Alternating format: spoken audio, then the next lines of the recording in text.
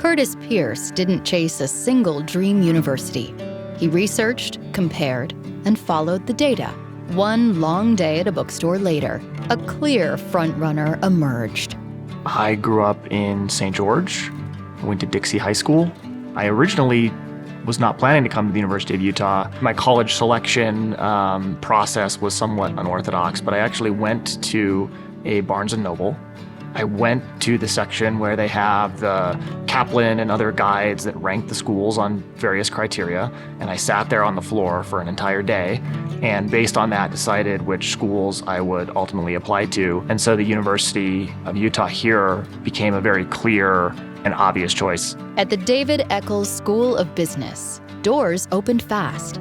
Access to people, ideas, and pathways Curtis hadn't yet imagined for himself. During my orientation process, I got introduced to the Business Scholars Program, and through that process, and also through meeting some kind of influential upperclassmen early, got exposed to a lot of different career opportunities in finance. At the U, every student faces a choice: play it safe or dive in head first.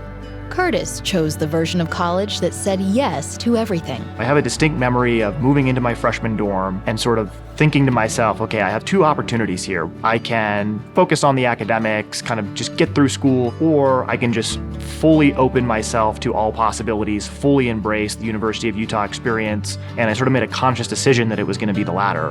Between classes, events, and campus life, Curtis landed in the right place, on Greek Row. As president of the Beta Theta Pi fraternity, he helped raise over $100,000 for the Rape Recovery Center to support sexual assault awareness and prevention. He would also meet someone there who would soon change his life. Initially, I could tell Curtis was a very passionate person about the things that he was involved with. I could just tell that he had a real drive about him and that he wasn't willing to do things halfway. Everything he did, he put his full energy into. He's very ambitious. He's not afraid to fail. The classroom soon stretched far beyond Utah, testing his ambitions in bigger cities and spaces. Curtis eventually co-founded Weisburd Capital in New York City and shares insights through How I Invest, a top 50 business podcast. New York was always a target of mine, and I was lucky enough to end up there. It was scary. It's a big leap of faith, but I trust Curtis because he's never steered me wrong. I knew that he was going to be successful and do great things, and we'd be okay in New York together. Curtis knows success is never a solo journey.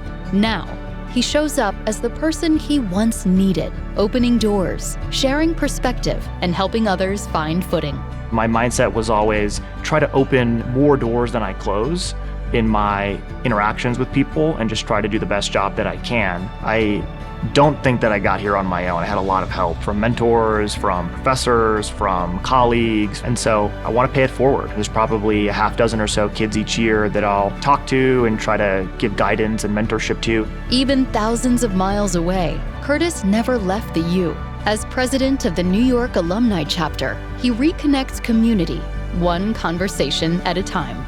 There was an opportunity to kind of step into a bigger role, helping to sort of reinvigorate the alumni presence post-COVID, and so I decided to take on that challenge. I love it. I love the camaraderie, which is really personally gratifying to see people come together and maybe meet for the first time and then become friends. On Founders Day, we honor alumni who stay engaged long after graduation.